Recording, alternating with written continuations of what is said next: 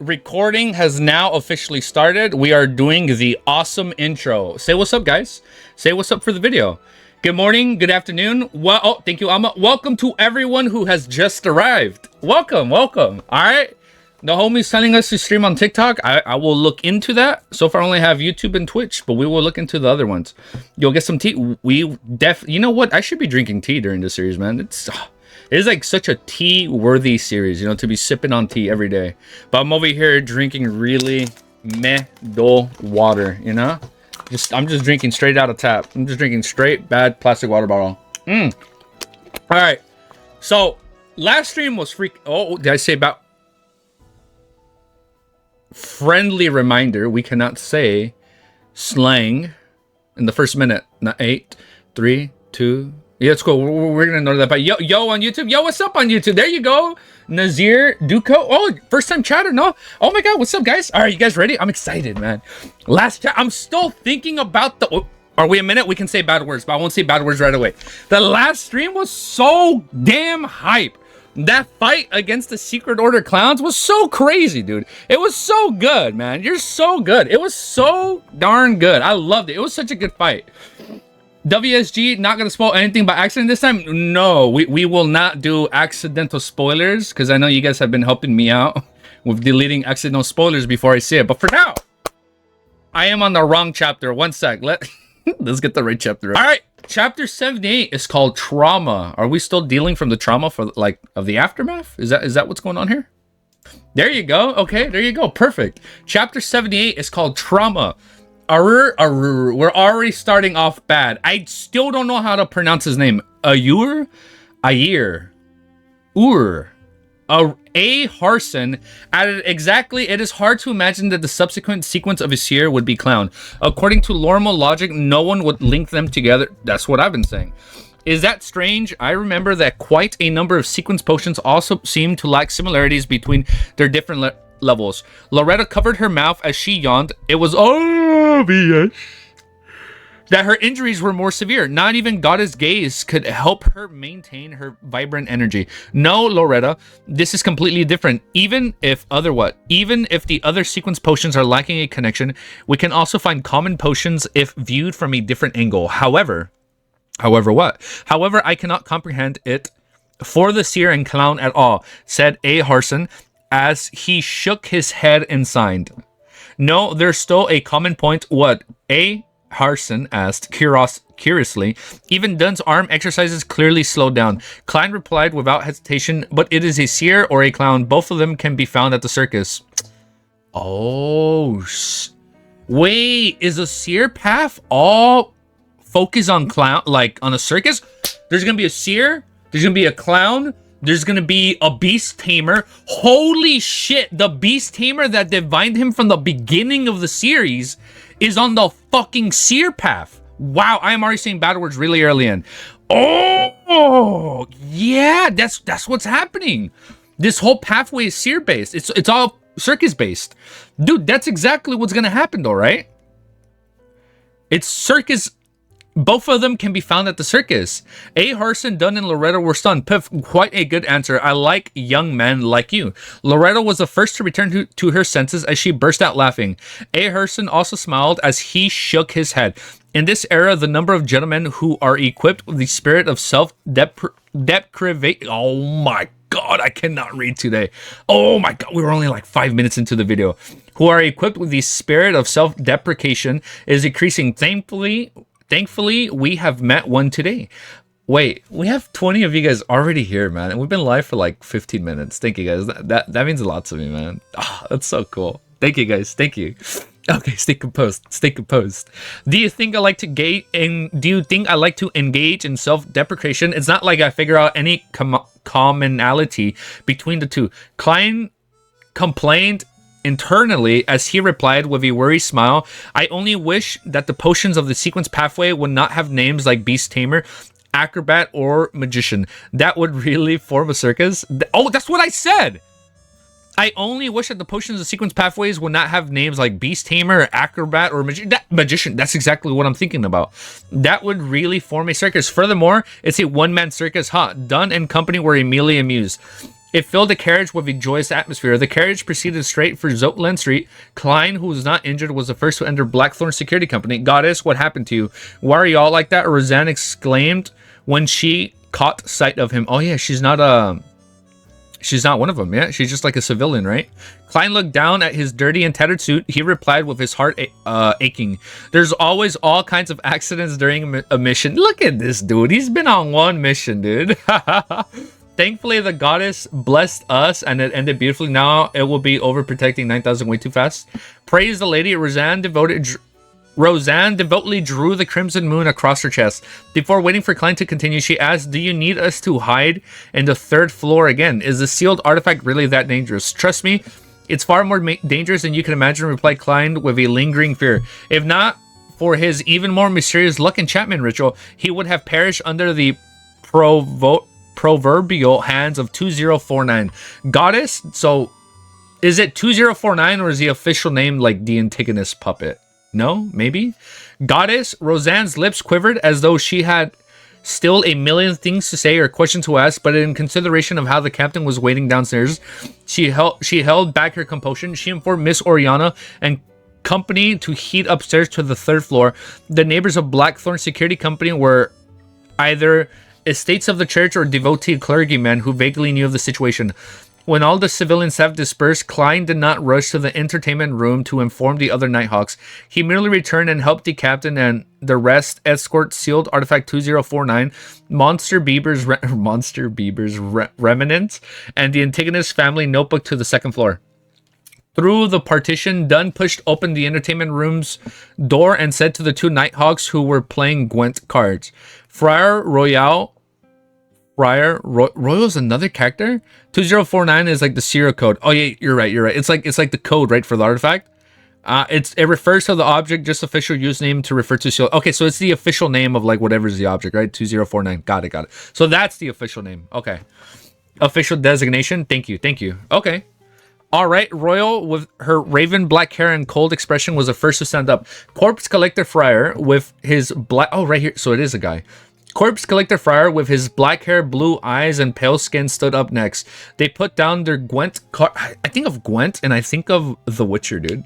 Gwent was so fun in that game, dude.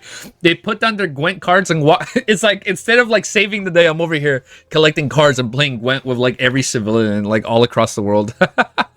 They put down their Gwent cards and walked out of the entertainment room.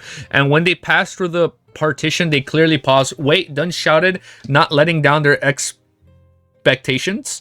What else is there? Sleepless Royale turned her head back and asked without an expression, remember to inform the police. Let them seal off the road. Prevent anyone from coming up close until you are done with the scene and move the corpse back. Dunn said, smacking his forehead. All right, Royale turned around and took 2 steps before pausing once again. She turned her head, blinked, and confirmed coldly, Captain, is there nothing else? No, Dunn answered categorically. Royale nodded unnoticeably and walked towards the entrance. As for the Corpse Collector Friar, who exuded coldness and darkness, he maintained his adequate pace. At that moment, Dunn added, remember to tell Roseanne, Miss Oriana, and company that they can come down. No problem, Friar calmly replied as though no emotion stirred in him. Klein watched as 2 Nighthawks walked out the door and went upstairs before heaving a secret sigh of relief. He followed the captain and the rest underground. They proceeded straight to the Channa's Gate. As Dunn gestured for Sleepless Kenley to open Channa's Gate, he instructed Klein, go to the armory and get old Neil here. We need his ritualistic magic to heal everyone. Are we getting a new... Oh, we're getting a new healing ritual. No? Right? As the effects of the medicine began to wear off, his mental state gradually waned. All right, Klein did not wait for the captain to continue as he added, I will watch the armory in Old Neil's place. I will also request for at least 20 demon... Ooh, he's asking for more, man. He went from 6 to 20. I will also request for at least 20 demon hunting bullets and also wait for the Holy Cathedral's approval, curbing my curiosity about the Antigonus family notebook. Dunn was instantly at a loss for words. Captain, is there anything else? Asked Klein with a smile after beating Dunn to it. Dunn shook his head and remained speechless. He pulled out his cane and turned around. After walking a certain distance, Klein turned into the armory and recounted the happenings generally to O'Neill, who was drinking plain water. He became a monster that lost control. He even killed a Beyonder. O'Neill quickly tidied up his desk. It's like I'm listening to the script of a play. He mumbled as he circled around the desk and walked straight towards the corridor without waiting for Klein's answer. Klein asked out of curiosity, Mr. Neal, doesn't the church have real restorative medicine? Why would ritualistic magic be needed? No medicine made with ordinary ingredients can provide the permanent restorative effects of a ritual. Extraordinary ingredients are very rare, and most of them are not suitable for restorative medicine. O'Neill explained casually. You should know about goddess gaze. Right when the medicine is first made via a ritual, it would be a standard real restorative medicine, but every minute after its completion, its effective evaporates until what? So regular medicine just won't work. But every minute after its completion, its effect evaporates until little of its effect is left. I see. Klein nodded disappointedly. As a former keyboard warrior and avid gamer, I was an avid gamer. I've been slacking in my gaming scene recently. It was a habit to yearn for medicine with magical healing properties. He watched O'Neill leave and sat down taking in the tranquility that he had not had in a very long time. In the midst of his piece, he recalled the tragic death of the suited clown. He recalled himself shooting Coatley, the gruesome wound, and the spewing of fresh blood. Klein's body shivered as he felt discomfort. He first stood up and sat down and slowly repeated the process. He also did some pacing back and forth in between few. He allowed out breath and decided to occupy himself with something so that he could stop thinking of those negative images. Klein took off his silk hat and formal suit. He then took out a handkerchief and a brush to clean off the dirt and mud. After an uncertain amount of time, he heard O'Neill's familiar footsteps. O'Neill's gait involved him walking on his heels, and it made a distinctive noise as he ambled down the hall. How tiring, O'Neill complained as he walked into the room. Tell the rest that no one is to come here without the next hour. I need to rest, he instructed casually, glancing towards Klein. Why don't you rest upstairs and I keep watch here? Klein suggested out of kindness. O'Neill shook his head. It's too noisy upstairs. Roseanne is a lady who just can't stop talking. Alright, Klein did not insist. He put on his coat hat and picked up his cane and returned to the corridor. Then he pulled the armory's door ajar. Tap, tap, tap. He slowly walked out into the empty path when he suddenly saw many rooms he had never seen previously by the side.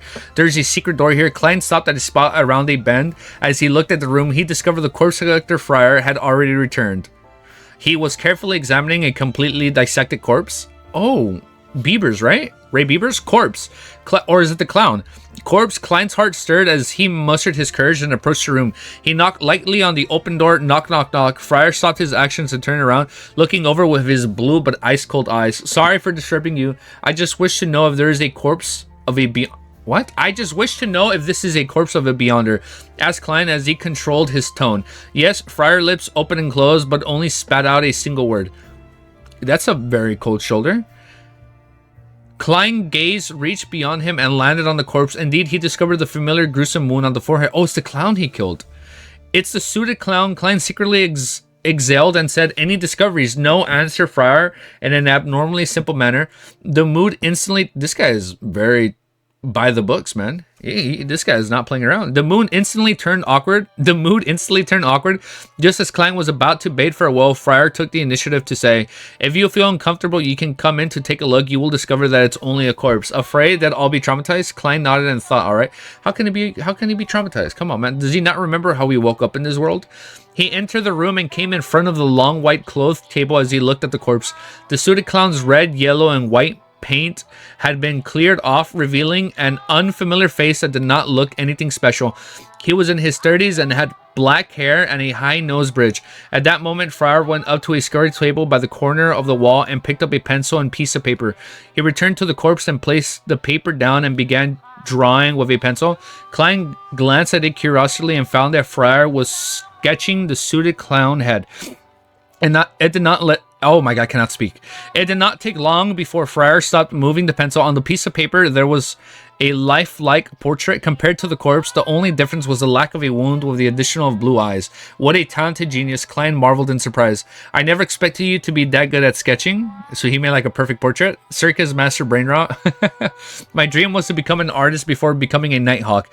Friar Stones was completely Placid? Then why don't you fulfill your dreams? Asked Klein curiously. Friar put down his pencil and said with the suited clown's portrait in hand, my father was a priest of the goddess. He wished that I become a priest. It's a presentable job. You became a priest? Klein asked in surprise.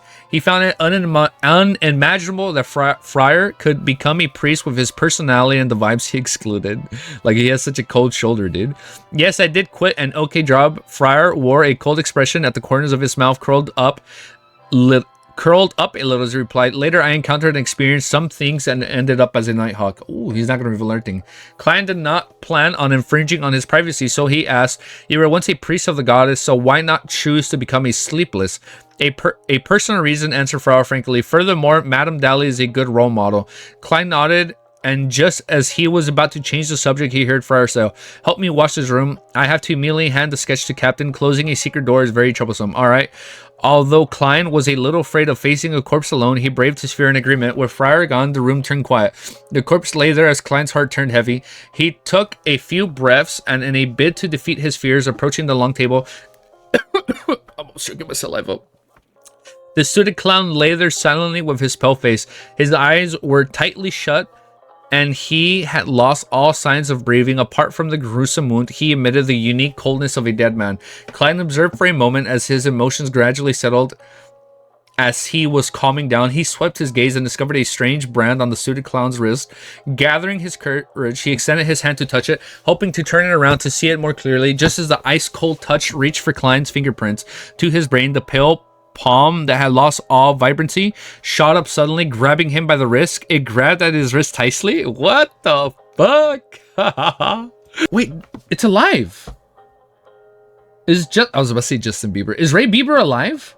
Is that what happened? Well, chapter 79 is called Another Murmuring. Is it still moving? Oh, wait, I'm reading out loud.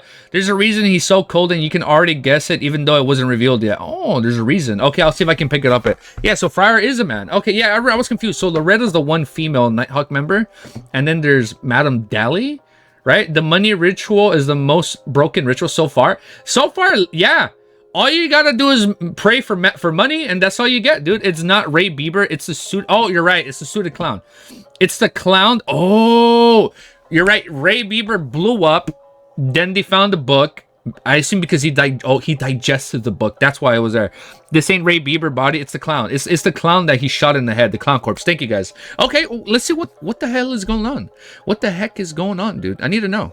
All right, chapter 79 is called Another Murmuring. Klein instantly felt his hair stand on end as the icy hand tightened around his wrist. He instinctively pulled his wrist back in a desperate attempt to escape. A heavy sensation bore down on him as Klein used every fiber of strength of his entire body to yank his arm back. Bam! The pale, naked corpse was yanked so forcibly to the side that it fell from the autopsy table. Ah, man, that's gross.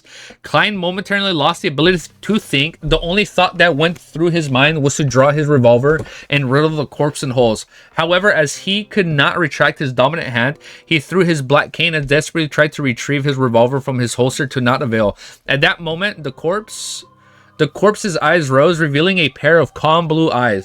His mouth moved as he muttered, Wait, we've read this before. Wait, is that why he's a corpse collector? He can, like, reanimate the dead? His mouth moved as he muttered, Hornicus, Hornicus, Hornicus. After those three words were said, Klein was completely flustered as he felt the fingers gripping onto his wrist began to lose before dropping limb. The suited clown's eyes were shut once again as though nothing had happened, or is this something only he can do? If the pale corpse wasn't lying on the stone floor, Klein would have imagined that he had been struck by a hallucination spell. He staggered backwards a few steps and felt that most of his body was trembling as a result of the shock and fear. Phew. Klein gasped for air as he slowly regained control of his mental facilities. He looked at the corpse on the ground in alarm and fear. He drew his revolver and carefully retreated from the room, one step at a time. After confirming that the corpse was motionless, he took a glance at the wrists and hands holding onto his revolver. Hornicus flagria. Or was that what was... That's what he said before, no? Okay. There were 5 deep red fingers marked imprinted on his wrist. They silently described his encounter. Klein calmed down and vaguely filled his mind. Fucking hell, I almost died from the shock. After panting for more than 10 seconds, he began assembling items in his mind to quickly compose himself. He carefully recalled everything that he encountered at pierced them together. Although he did not understand the reason for the suited clown's resurrection, he actually noticed an important point. The corpse had repeated the words Hornicus. It's Hornicus again. Klein knitted his brows. He knitted his brows? The Antigonus family notebook has records of a nation of the Evernight and the... Oh, it's the mountain range. The Hornicus mountain range. Oh, it's Hornicus again. Klein knitted his brows. The Antigonus family notebook has records of a nation of the Evernight and the Hornicus mountain range. While it's cognition or spare vision, I would hear sounds that I shouldn't be able to hear, and among those sounds is the word Hornicus. Is the answer to all these questions on the Hornicus mountain range. Oh, so are we going to go there? There might be massive danger lurking there. For example, an evil god might be sealed within and was using various forms of attractions to achieve freedom. While considering this, Klein carefully entered the room and touched the corpse a few times to verify that it was completely dead. He didn't want the corpse collector friar to see him messed up the place, so he mustered his courage to move the corpse back onto the autopsy table. Klein couldn't help but feel as though his heart was in his mouth throughout the process. The slightest movement could snap his tense nerves. Furthermore, the ice-cold feeling given out by the corpse felt particularly disgusting. After finishing the mission with great difficulty, he recalled the reason he approached the corpse. Therefore, he focused on the suited clown's wrist and looked at the strange brand. It was unknown where the brand had slipped off, shrinking into a spherical blob of blood which had tint of blue. The spherical blob of blood was the size of a thumb. It floated in mid-air silently in defiance of the laws of physics. What is this? Klein, so it's floating? Klein muttered, but he didn't dare to touch it rashly. He has no intention of hiding the strange blood sphere. Firstly, he didn't know if it was a good or bad thing. Secondly, he was certain that Friar, who had examined the corpse, would have long discovered the brand on the wrist. It was even likely that he knew what was the strange blood sphere was. How would he know what this was? Any theories about the relationship between the Antigonus family and Mommy Evernight? As of right now, no. Yeah, as of right now, I don't know. All I know is they were there during, like, the era, right? Where, like, she was, or where Mommy Evernight was at her peak, right? I think that's all I know. Other than that, I don't know. It's like, maybe they're the origins, or, like, the family that created them. Nah, that wouldn't make sense, because they've already been established, right? Like, all 7 gods. And even if Fry doesn't know, reporting it to the captain and letting the Nighthawks research it is definitely better than me making random attempts. That was Klein's train of thought. Being in an organization meant that he had to know how to make and use of an organization's powers to its fullest. Oh my god, my mouth is so sore. Not my mouth, my jaw. Klein waited nervously for a few minutes before he saw the black-haired, blue-eyed, and thin-lipped friar return. He instantly noticed the strange blood sphere and asked Klein a question he had previously asked himself. What is this? No idea. Klein shook his head honestly. He recounted what had happened without hiding anything. The brain slipped off into a blood sphere. No, wait, the brand slipped off into a blood sphere. Fry nodded, seemingly deep in thought. The corpse of a Beyonder always tends to have some strange transformations. What? So, like, they still kind of, like, freak out after? What? He looked up and said to Klein, bring the captain here, inform him about the contents of the corpse, murmured as well. All right, Klein was already itching to leave. You don't have to return with the captain, Friar added. I believe you won't like to see what happens next. I want to know what happens. As he spoke, he picked up a silver surgical knife beside him. Klein nodded with some lingering fear.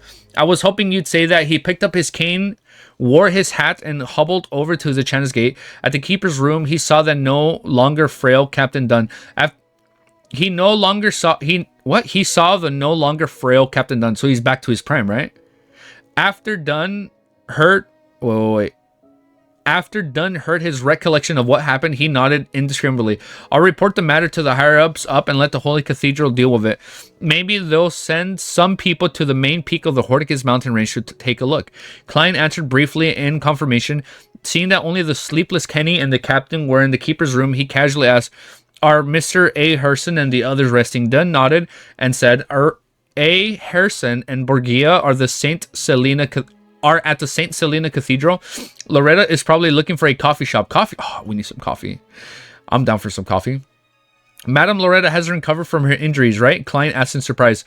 Dunn massaged his nose bridge and said with a laugh, Loretta has 3 hobbies: coffee, dessert, and maidservants. She said she needs 3 things to speed up her recovery. Maidservants? Klein asked, perplexed. Does Madam Loretta have a particular fetish? What? Dunn shook his head helplessly and said, she likes maidservants. Yes, that's right. Furthermore, she likes one with big breasts. She sure... What? What's going on with the maidservants? She sure is weird. Klein has no idea what kind of expression he should show in response. Dunn didn't delay any further as he headed out of the keeper's room. As Klein watched his back, he silently waited for him to turn. Meanwhile, he noticed at the corner of his eyes that Sleepless Kenley had fished out his pocket watch and opened it. 3, 2, 1. The moment Klein finished counting down silently, Dunn stopped and turned around. Another thing I forgot, Klein, you went through a lot today. Once you relax, you'll feel exhausted. There's no need for you to be here in the afternoon. Go back and get some rest. Tomorrow, I'll submit the application listing the detailed losses. All right. Don't worry too much about your killing of a Beyonder. Killing him was equivalent to saving more lives. As a matter of fact, I'm actually feeling much better. Klein silently exhaled. Dunn nodded silently, and just as he turned around, he smacked himself in the forehead. I've also handed the Beyonder sketch to Leonard. He and the police department are in charge of the follow-up investigations. I believe the Beyonders must have rode in carriages eastern food and had somewhere to say. Wherever he goes, whatever he touches, whatever he leaves behind, even unconsciously, will serve as a silent witness against him. Emperor Rozel's words are truly sensible. Yes, Klein answered, stupefied. What? Wait, what the hell does this mean? Emperor Rozel's words are truly sensible? I disagree with me for this. Agreed with Alma. What else? Don't force revelations when I don't notice it. Okay, thank you. Okay, so like if I don't catch something, don't bring it up. Okay, that makes sense. Okay, the suited clown claimed that the secret order controlled the corresponding sequence pathways of a seer. Even if he was exaggerating and they didn't have the higher sequence potion formulas, they definitely have the lower. So 9, 8, and 7 are lower sequence. They definitely have the lower sequence ones. It also means that they have a number of seers. Then wouldn't the divine that I killed as suited the clown and secretly exact revenge against me? If they can't deal with the Nighthawks, can't deal with the Nighthawks, can't they deal with me, a seer without any direct measures against enemies? Klein stopped in the stairwell and began thinking about the problem seriously. Soon discovered that he was worrying over nothing. Firstly, the secret order doesn't know who are members of the Nighthawks. Secondly, even if they know 1 or 2, they definitely wouldn't include a civilian staff member like me. Thirdly, under the present circumstances, unless they have a prophet, there's a prophet? Is that a pathway? Unless they have a prophet, there's no way they can divine who the murderer is. He heaved a sigh of relief and left Blackthorn Security Company. He took a public carriage back to the Foldy Street. Even though he hadn't eaten much lunch yet, he still lacked the appetite. After entering his bedroom, Klein removed his damaged suit first. Then he took off his half-top hat, got into the bed, and tried to go to sleep. His mind remained active as though his entire existence couldn't relax. His mind wasn't repeating the scene of him shooting the suited clown to death, but of the scene of him moving the corpse. And that hair-raising experience, he no longer felt uncomfortable about killing for the first time, but more of a disgust when he thought about it. This was probably Friar's goal. He hoped that I would approach the corpse and face it directly to overcome my trauma. Oh, he was doing it for him. That's why he didn't say much, to just leave him with it. But even though the trauma from before is gone, I've been traumatized by something new. Klein gave a self-deprecating laugh as he gradually felt his nerves calm down. He had no idea when he dozed off, but when he woke up, his stomach was groaning in protest. I feel like I can eat an entire horse, Klein muttered as he looked at the sun setting in the west, as though the sky was lit. Changing into old but comfortable casual clothes, he briskly walked to the first floor before he could consider what to make for dinner. He heard the door open. Melissa, the corners of his mouth curled up at the thought. Ever since she began taking the public carriage, his sister no longer returned home late. The key twisted and the door opened. Melissa walked in with her bag and contained her books and stationery. She looked at the kitchen and said, Klein, there's a letter for you. A mentor? It's from your mentor? A letter from mentor, right? I wrote to him asking him about the relevant historical situations. Oh shit, what perfect timing. I wrote to him asking about the relevant historical situation of the Hornica's main peak, where he saw the abandoned palace, right? With like the maggots on the chair, right? Klein was taken aback at first before he recalled the matter. Oh, there we go. Okay, let's see what happens. All right, you guys got yourself a deal. The people that are watching the VOD don't know what we're talking about, but only you guys know what we're talking about. So you guys got yourself a deal. Chapter 80 is called Banquet invitation. After having dinner, a sated Klein casually lounged on the living room sofa. He used a small letter opener to open the letter he received from his mentor. Melissa was sitting by the dining table at the time, working hard on a textbook problem with a gas lamp for illumination. Benson was cradled in a single-seater reading accountancy for beginners. Klein found 3 pages in the letter that he read with both fear and anticipation. Very happy to receive your letter. It reminds me of the good old days over the past few years. Unfortunately, Welch and Naya have left us forever. I attend their burial separately. Why didn't Klein go? Why didn't he go, man? That's kind of sad, dude. Mic problems? Test. Check. Test 1, 2, 3. Are we good? Unfortunately, Welch and Naya have left us forever. I attend their burial separately and cannot feel their parents' anguish. The 2 of them were young adults who were supposed to have beautiful, bright futures ahead of them. Fate is always so unpredictable. No one can know what will happen to you next. I've experienced more as I've grown older, and I can increasingly sense the weakness and helplessness of humanity. Regarding the historical information revolving around the Hornica's main peak, I recall that the archaeologist Mr. John Joseph once published a monograph detailing it. It includes his accounts of his time at the Hornica's main peak. He discovered a few ancient buildings that are more than 1,000. Wait, who? Let me read this part. I recall that the archaeologist Mr. John Joseph, that's a new character, right? That's definitely going on the docks. Okay. Mr. John Joseph once published a monograph detailed in including his accounts of him time at the Hornica's range. He discovered a few ancient buildings that are more than 1,000 years old. With shames every historian and archaeologist, it is our inability to precisely date the era. We can only make a crude estimate based on the architecture style of the characteristics of the mural and a few of the text that we can decipher.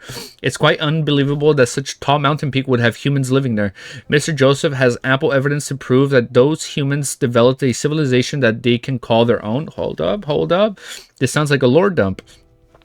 I suggest that you try borrowing the monograph from the Deweyville Library. Trust me, sir, Deweyville donations to this library makes it more books in its collection than the one building at the city government.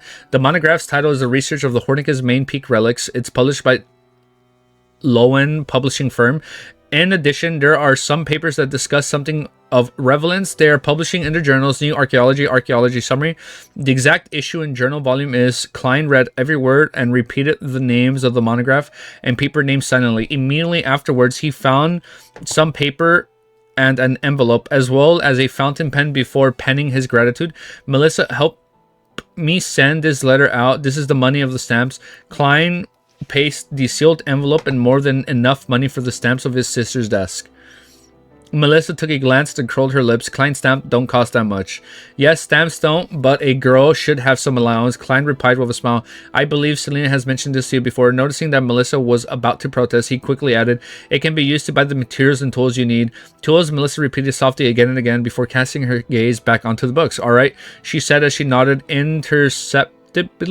The corners of Klein's mouth immediately curved upwards as he briskly walked back to the sofa. Oh, he did like a soft smile. Oh, exactly. Excellent persuasion skills, might I say. You precisely pinpointed Melissa's weakness. Benson gave a thumbs up as he said with a surprised laugh. Klein cleared his throat and said in all seriousness, then how shall I persuade you? Your self-study should empathize language and ancient literature. Of course, basic mathematics and logic are equally important according to the curriculum of the public schools and the grammar schools, as well as the material tested for in college admissions. Klein was very confident about the general direction in which the upcoming civilian servant examinations would focus on.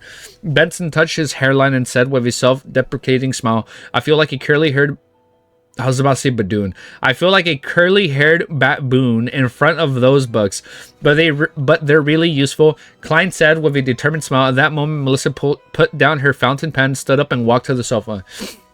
Benson, Klein, this Sunday is Selena's birthday. She and her parents wish to invite all of us to their place for a banquet. Are both of you free? Should be fine for me. Klein said, and after some time. Wait, who is Selena again? Isn't this a family friend? Right? But dude, I know. I read that and had a low-key chuckle, dude. Wait, who is this again? Is Selena a friend? Benson, yeah, Benson's a real one, man. Selena's like a family friend, right? Should be fine for me, Klein said after some thought. He could take the opportunity to be acquainted with with his sister's friends. Dude, he's gonna run into Audrey. It could prevent him from being utterly clueless whenever something happened here. Me too, Benson said as he combined his hairs with his fingers. It looks like we'll have to think of a birthday present for Miss Selena. Klein smiled.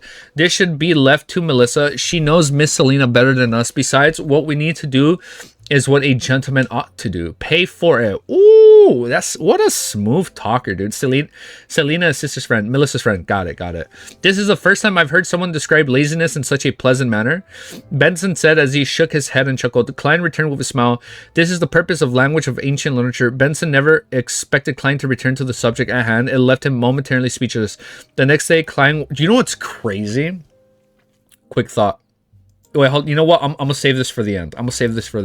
This is the purpose of language in ancient literature. Benson never expected Klein to return to the subject and left momentarily speechless. The next day, Klein wore his cheap formal suit and held his black inlet silver cane as he climbed up the stairs and arrived at the Blackthorn Security Company's entrance. His tuxedo had already been sent to the tailors. Klein was just about to greet Roseanne when he saw Captain Nung walk out of the partition. Good morning, Klein. Did you have a good night's sleep? Dunn asked with concern. Why concern? Klein answered honestly, better than I expected. I didn't even have nightmares, but I still feel heavy and a little disgusted when I recall it. Very good. I feel assured hearing that, Dunn said with a nodding smile. After chatting about the weather, he raised a matter. The Holy Cathedral has replied to my telegram. Antigonus, Loretta, and company are to immediately escort sealed artifact 2049 and the Antigonus family notebook back to Backland. They've also sent an additional Nighthawk yesterday afternoon via Steam local. A new Nighthawk member? They also sent an additional Nighthawk yesterday after some via Steam locomotive to help. I believe they've already set off by now. Does this mean I'm completely free from the traumatizing Antigonus family notebook? Klein was taken aback. He found it surreal, as though he was dreaming. This is more relaxing than I imagined, and it's unlikely that there will be any follow-up, right? May the goddess bless them and that they will have a smooth journey. After a few seconds of silence, Klein made a gesture on his chest in the sign of the Crimson Moon. Dunn wore his hat and pointed out the door. I have to patrol the Raphael 17 garden. I forgot one thing. The investigations of Leonard and the police department had bore fruit. They found the carriage driver that drove them. We had confirmed their temporary residence in Tinkin City, but they are rather cautious. They didn't leave behind any valuable clues. As expected of an ancient synchronization, Klein echoed wistfully. Dunn nodded and turned his head to the door. He stopped 3 seconds later and turned his head. Also, the Holy Cathedral needed another 2 to 3 days before they notify us of your application to become an official member. Heh. This is dealt with by a different department, separate from the others that deal with the Antigonus family notebook. They have different levels of efficiency. I understand, Klein replied sincerely. Meanwhile, he helped his captain add inwardly. Remember to submit the compensation application tomorrow. Watch Dunn leave. Klein heard the brown-haired Roseanne exclaimed, Goddess, Klein, are you becoming a formal member? You haven't even joined us for a month. It's been like a week or two, dude. Oh, you're heading out, Ronnie? Yo, thank you, man. Thanks for stopping by. Take care. Yeah, dude, have a good day, man. Take care. I have to go. Doing my morning exercise. You get it done, man. We got to get our... Oh, I'm about to rip my shirt, bro. We got to do our morning exercises, man. Go for it. Wait, Goddess, Klein, are you becoming a former member? You haven't even joined us for a month. Klein smiled. After I consumed the seer potion, it was only a matter of time. That's reasonable. Roseanne fell into a daze for a few seconds before suddenly sighing. I was praying that you finish your mysticism lessons, that you could be added to the roster for watching the armory. But Goddess, I have to be on duty every 2 days. I'm not sleepless. My skin, my state of mind. Goddess save me. Shouldn't you be very familiar to such a lifestyle? Before I joined, it has always been you, Brett, and old Neil who took turns, right? Klein asked, puzzled. Roseanne shook her head with a depressed look. No, there were 4 previously, 5 even earlier. Unfortunately, Klein chose to become a sleepless. Viola did not choose to extend her contract last month and joined the Koi Knoll Machinery Company. She's a gifted girl when it comes to creation. She only sounds like a mentor for Melissa. She's a gifted girl when it comes to creation. She only lacked opportunity and money. 5 years as a civilian staff allowed her to have enough savings. She was a civilian. Okay, not a Beyonder. Having said this, Roseanne suddenly glanced at Klein and laughed with her mouth covered. I've thought of a good solution. Klein, get married as soon as possible, then accidentally expose the secret of Beyonders to her.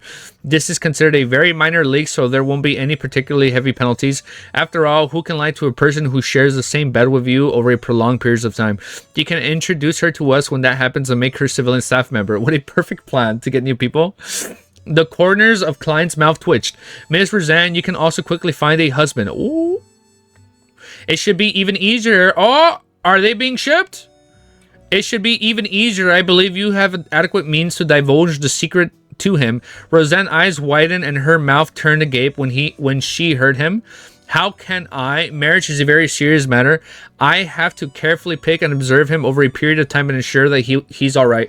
That's not what you said a second ago. Klein didn't bother engaging in a sophistry with Roseanne. He smiled as he engaged in a little small talk before bidding farewell and heading underground. At the armory, he saw old Neil wrestling with the hand-ground coffee, so he sat down and waited patiently. Soon you'll be an official member, right? Old Neil asked casually as he filtered the coffee. Captain said that another 2 to 3 days are needed. It's still a question of what? It's still a question of whether the Holy Cathedral will approve of it. Klein said frankly, Old Neil chortled, the Holy Cathedral won't deny cases like these, especially when you're already a Beyonder. With that said, he turned his head and faced Klein. He said with a chuckle, you must be mentally prepared. There's a ritual every official night. Oh, new ritual. There's a ritual every official Nighthawk member has to undergo. They have to complete a mission independently. Ooh, just like in Dune, when Paul Atreides has to take on the Dune all on his own in the sands. Oh, I get it. Oh, it's so hype. I understood that reference. Of course, Dunn would definitely choose the easiest and simplest one for a rookie. Besides, Jerry's support types here, dude, he's gonna be like super important down the road. Down the road, everybody's gonna be a support besides Klein. Okay, I've thoughts. I already know what's gonna happen down the road. Down the road, Benson in some way is going to find out that the original Klein is dead, or he switched places with Zoe and Guri. That's literally what's being set up. Okay, it's not being set up. They haven't set it up yet. I'm speculating in 1,000 chapters. 1,000 chapters from now, he's gonna find out about Klein, and he's not actually his little brother. He's actually Zoe and Guri from like a different world. And at that point, he's gonna be conflicted on whether or not he should kill or fight his own brother. And at that point, Klein, aka Zoe and Guri, is gonna have to make a choice for himself. Interesting theory. That's I can taste it. I've read enough fiction. I have my goat Benson. I'm too good at this. I'm calling it. 1,000 chapters down the road, that's gonna happen. There's gonna be conflict between the two when somebody finds out something about each other. You guys are being super quiet. You know I'm onto something. Yeah. We'll just give her one. Just one little kiss and we'll continue. You look so sleepy.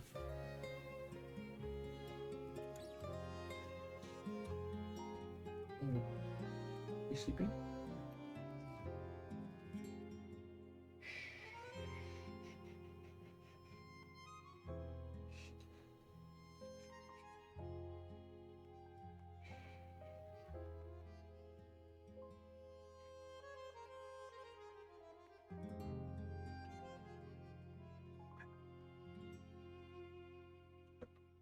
We can see how much Easy Geeky progress. He can read more faster now.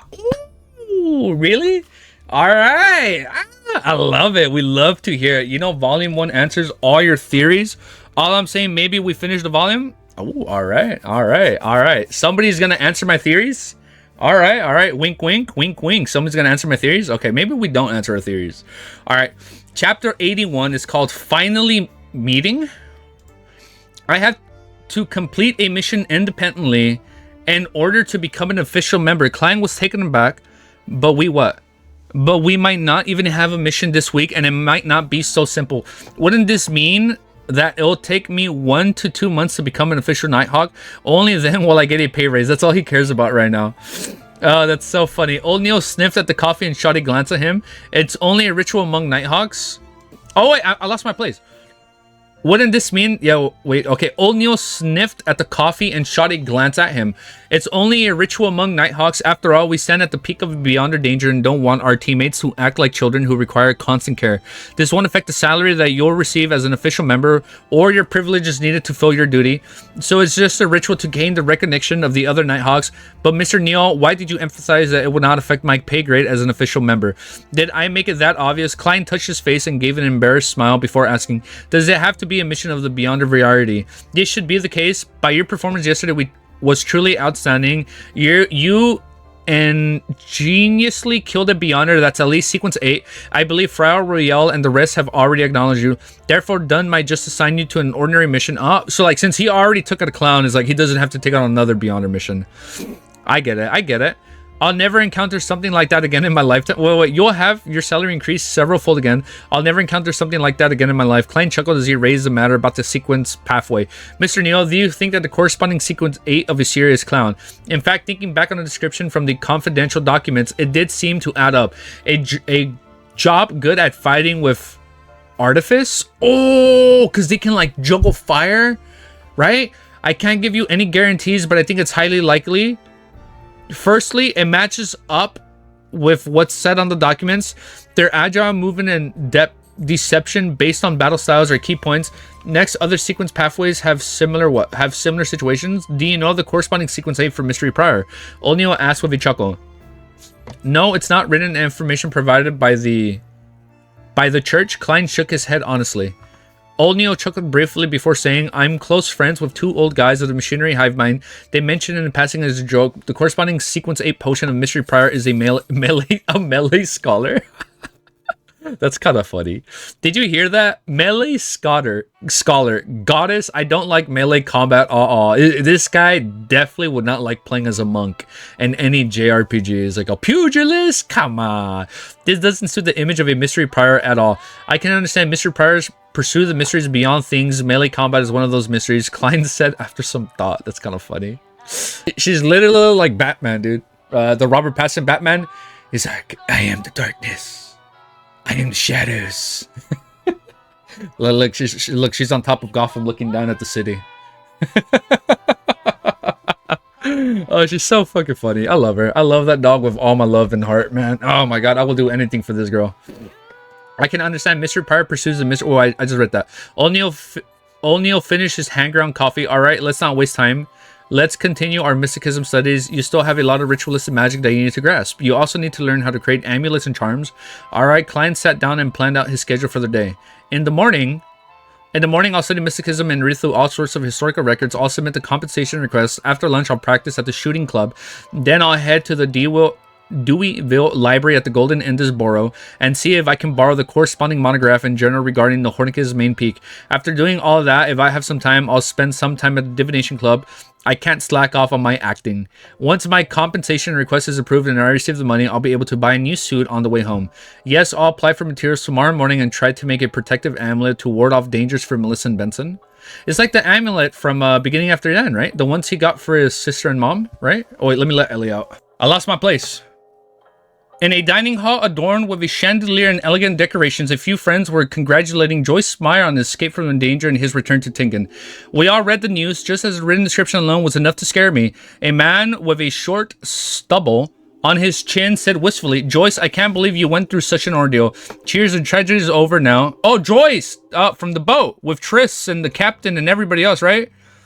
I can't believe you went through such an ordeal. Cheers, the tragedy is over now, and the sunlight shines down upon us. Exalted is the steam.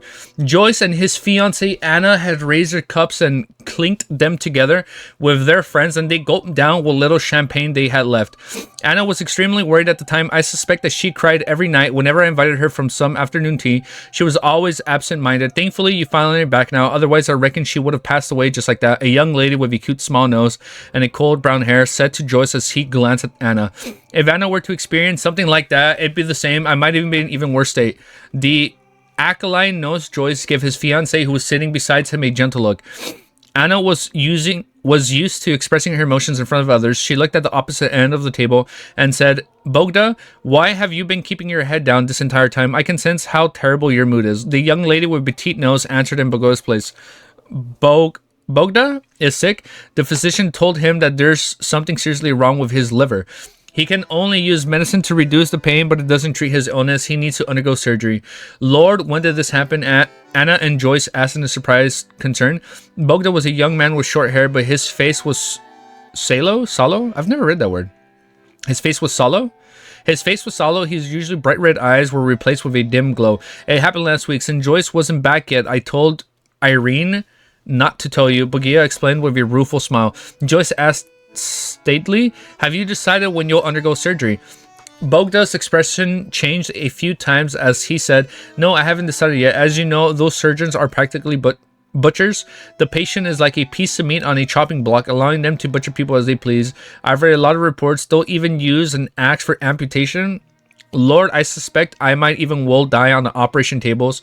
But if you delay it further, then surgery might not be able to save you. The man with a stubble said as he tried to persuade him. At that moment, on an interjection, Bogota, perhaps you can consider doing a divination. If the divination indicates that everything will go smoothly, then proceed with the surgery as soon as possible. If the outcome of the divination is bad, seek other means. Seek it with the help of the fortune teller. I know of a real mysterious fortune teller. No, I should address him as a seer. I believe he can definitely help you for real. Bogota returned with a question, clearly looking doubtful. Their other friends share the same attitude. Sorry for interrupting. What chapter we're on? We are on chapter... That's a really good question. We're on chapter 81. No, you don't got... No, you're okay. Don't worry about interrupting. Yeah, we're on chapter 81. For real, Brigger returned with a question, clearly looking doubtful. The other friends... So they're recommending Klein. Like, oh, go get a divination from Klein because he's just that good. Yes, unannounced without hesitation. I hired his divination services. And after divining Joyce's situation, he told me to return home. Your fiance is at home waiting for you. Back then, I was like all of you, filled with doubt. But when I returned home, I really saw Joyce. He was really back. I can testify on this point. Joyce echoed. He didn't mention that he had sought Klein's help in interpreting his dreams. This was because the police had informed him that Triss hadn't been caught yet. Therefore, he had to keep it a secret in order to prevent revenge from being exacted upon him. Lord, this is absolutely unbelievable. Is divination really that magical? Amidst the shouting, Bogda thought deeply for a moment before saying, perhaps I should get a divination. Anna, Joyce, could you tell me about the seer's name and address? Anna heaved a sigh of relief and said, you made a very wise choice. The seer is at the Divinity Club at Howes Street. His name is Klein Moretti. Ooh, look at that. Golden Indisboro, do we... Nah, that would imagine surgery in those times. Yes, that's scary, dude. Golden Indisboro, Deweyville Library. Klein used the introduction note from his mentor letter to successfully apply for a borrowing pass. As he flipped a tiny card in his hat, he asked a few librarians, do you have the research of the Hornicus main peak relics? It was published by the Lowen publishing firm. A librarian immediately answered, please wait a moment, let me check the records. He turned around and looked at the drawers. He pulled open and let that match Hornicus and flipped through a card that was filled with a single word that followed a particular order. On careful inspection, he shook his head and said, sorry, sir, we do not have this book in our collection. If only he knew who I am. Like, go get it for me. How regretful, Klein answered in clear disappointment. From the looks of it, I need to write to the Lowen publishing firm or pay a visit to the Koya University. Meanwhile, he sighed inwardly at how dated the management of the libraries of this world was. You people need a computer. You people need a computer. Unfortunately, I can't produce one. It's like, I know it, but I can't make it. Klein made it... That's so funny. Klein made a silent, self-deprecating comment and turned to ask, then do you have the journal issues of a new archaeology and archaeology summary? He's literally going to be like from Reincarnated as a Slime. He's just going to like revolutionize the whole world, dude. He's going to bring like all his food, all his teachings and like engineering skills and everything. That'd be funny, dude. If you survive the R. Margaria, you die from infections. Mike couldn't get his knowledge. The librarian confirmed a gentleman just returned them. He flipped out the corresponding card and pointed at Klein in the direction of the bookshelf. Klein went over to the bookshelf, scanned the journal issues, and pulled out one of his mentors mentioned. Then he randomly found a spot of the window to sit down. Under the bright afternoon sun, he began reading the information library quietly. Ancient relics don't solely exist on the main peak of the Whoa, ancient relics... These aren't artifacts, right? This is something else. Ancient relics don't solely exist on the main peak of the Hornicus mountain range. They're also spread out across the surrounding forests, valleys, and gentle slopes around the main peak. Those relics are formed from lofty domes and gigantic stone columns. Honestly, they can be described as magnificent. I'm curious as to how the original residents mine and process these rocks. Hypothetically, let's assume and perform this mining operation in a spot without needing to send them. Oh yeah, he divined this, right? Hypothetically, let's assume they performed their mining operation in a spot without needing to send them up to the mountain. There's a strange pattern where the relics become larger in size the closer you are to the mountain peak. But surprisingly, there are no ruins on the peak. According to our hypothesis, there should be places that don't resemble man-made buildings, divine halls used for sacrifices. Places that don't belong like this were man-made divine halls used for sacrifices. Could it be that one I saw in my dream? While Klein ruminated, he suddenly heard footsteps approaching from a distance. He looked up and saw a familiar face, a face that often appeared on the papers. He had a squarish face, thick eyebrows, a firm nose, short, dark blonde hair, azure blue eyes, and tightly closed lips. All those features belonged to a certain famous person from Tinkin City, a philanthropist, entrepreneur, and the owner of this library, Sir Dewey Will. Oh, beside Dewey Will was a middle-aged butler who Klein had met before. Oh, from the wallet. Klein watched him walk by from more than 10 meters away. Out of curiosity, he raised his right hand and lightly tapped his glabella twice. What's he hiding? All right, let's keep going. Chapter 82 is called Herb Store. I remember in the anime trailer, not the anime trailer, hold up. I remember in the Dunghua trailer, Klein was in what looked like an herb store. Okay. Chapter 82 is called Herb Store. Various colors surfaced as auras and entered Klein's eyes. He casually studied Sir Deweyville's condition. He's very healthy. There's almost no hidden problems. His emotional state is horrendous. Amid the dullness, there's frailty. His mental state is frail. He has trouble sleeping well, but the purple aura at his head is completely fine. Klein muttered silently to himself as Sir Deweyville walked off and left the library. Retracting his gaze, Klein pinched his forehead and sighed inwardly. Being a tycoon sure isn't easy. He didn't pay much attention to the matter and returned his gaze onto the journal issues in front of him. Klein didn't find a lot of clues after reading each of them. He could only confirm a few things. Firstly, there existed an ancient kingdom on the Hornicus mountain range, as well as its surroundings. The ancient kingdom history dated back to at least 1,500 years ago. Secondly, their architectural style was primarily about being grand. They left behind all sorts of murals, and from those murals, it could be deduced that they believed that the Evernight would protect the loved ones of the departed. Following the ruins, there were symbols that represented the Evernight everywhere, but they were clearly different from the Evernight sacred emblem. Even if I had a chance, I'll never go there. Klein muttered with the clenched teeth. He vowed not to court death. Come on, maybe? Please do 24-hour stream on Thursday, I beg. This Thursday? I don't know about this Thursday. Isn't Thursday tomorrow? On Thanksgiving? Oh, we definitely get into 24 hours on Thanksgiving Day. It's Thanksgiving. Maybe before. Maybe before. Especially not Friday, because Friday we gotta do our Black Friday shopping. After tidying the journal articles and returning them back to its original spots, he put on his hat, lifted his cane, or maybe we can do it leading up to it. Lifted his cane and left the Deweyville Library Divination Club. Bogda looked at the beautiful lady in charge of receiving guests and said, "I like to have a divination." Angelica smiled politely and said, "Do you have a preferred fortune teller, or would you like to flip through our introduction guide and choose one that's most suitable for you?" Bogda pressed the right side of the abdomen and grasped silently for breathing while saying, "I wish to have Mr. Klein Moretti divine for me, but Mr. Moretti is not here today." Angelica answered with uncertainty. Bogda fell silent for a moment as he paced. Oh, I thought Bogda was a woman. Or Wednesday? Okay. All right. We'll see what happens. All right, no promises, but 90-10, 75-25%. Okay. What ladder? I'm not gonna give that away. All right, Romero. All right, I got you, dude. I got you guys. Bogda fell silent for a moment as he paced a few steps and asked, "When will Mr. Moretti be available?" "No one knows. He has his own matters to deal with. From what I've seen, he usually comes here on Monday afternoons before the meetings."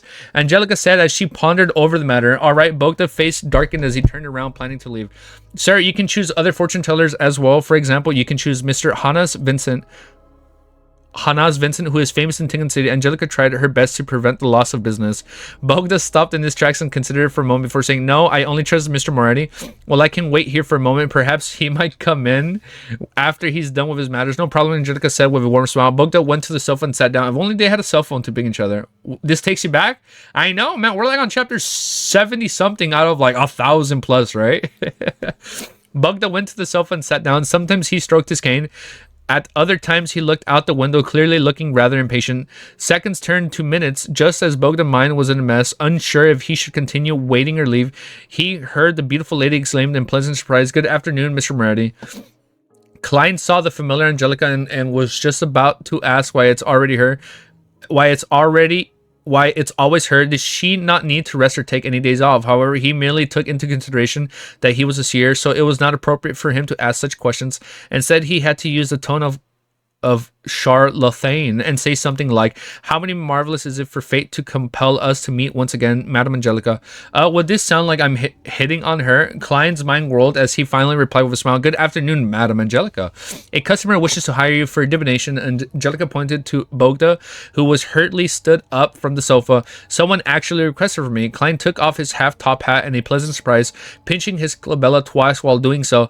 "Good afternoon, sir." He looked over when his voice suddenly came to a pause.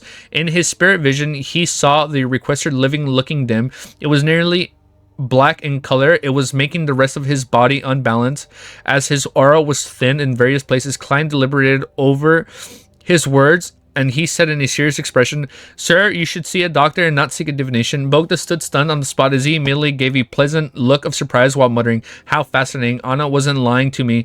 He hurriedly looked up in Klein's earnest. "Mr. Moretti, I've already seen a doctor and might have to undergo surgery. However, I'm frightened about the surgery. I would like to divine the outcome. The surgery of this era is really fraught with danger. Although Emperor Roselle had given the impetus, this era still lacks the most of necessary technology." Klein didn't reject the request and nodded slightly. "My divination fee is 8 pence. Is that fine?" 8 pence? Bugda exclaimed in surprise. You're only charging 8 pence. Welcome. Yeah, welcome back, Randy. According to Anna's description that the perfect Mr. Moretti had just shown me, I'm willing to pay at least £1. Haven't you heard of small margins with large volumes? Okay. Klein was embarrassed for a moment. After thinking for a few seconds, he calmly smiled and replied, "It is enough just being blessed with the ability to receive revelations from the divine and catching a glimpse of fate. Therefore, we must maintain our humility and suppress..." Oh, that's smooth, dude. "Therefore, we must maintain our humility and suppress our greed. Only by doing so can we continue being bestowed with our gifts. You are a true seer." Bogda held his chest and bowed, his tone filled with sincerity. You know, he definitely would have wanted that money. Upon receiving Bogda praise and trust, Klein spiritually seemed to relax. As for the description of his principles, it also gave him some new insight. "Miss Angelica, is topaz available?" He turned to the beautiful lady beside him. Angelica heaved a sigh of relief for Bogda as she smiled sweetly. "Yes." After entering the divination room, Klein instructed Bogda to lock the door. Then he sat behind the table and pinched his forehead. "Shall we use a tarot card for divinations?" he inquired with a smile. Spirit dowsing was only suitable to determine matters related to him. As for drawing an astrolabe, it was too time-consuming. "I'll leave it up to you." Bogda had no objections. Therefore, Klein helped him shuffle and cut the deck before laying them out in an intis formation. Is intis a thing? Okay, so it's not Antigonus. Intis formation. Thanks to his uniqueness as a seer, Klein did not flip the other cards. Instead, he directly flipped the card that indicated the final result. "A reversed wheel of fortune. Things will develop badly," he said solemnly as he shot a glance. The color in Bogda's face drained instantly as his lips trembled. "Is it hopeless?" As Klein tried his best to think of a solution, he sat. "Let me try a different divination method. Please leave your ring behind. Next, write your date of birth on this piece of paper. Then please wait outside quietly." Influenced by his gentle and comforting tone, Bogda calmed down and followed the instructions by writing down the information and leaving his ring behind. As he watched Bogda leave, Klein wrote a sentence on the piece of paper. "Outcome of Bogda Jones' surgery." He picked up the ring and paper slip and leaned back into his seat before using a dream divination technique. In a blurry and distorted world, he gradually found himself only to see the gentleman collapse with an ashen expression. So it doesn't work out. He was covered in white cloth as he was pushed out of the quaking operating room. So it doesn't work out. This time, Klein didn't encounter anything strange. He no longer felt the sense of being washed, so he quickly woke up.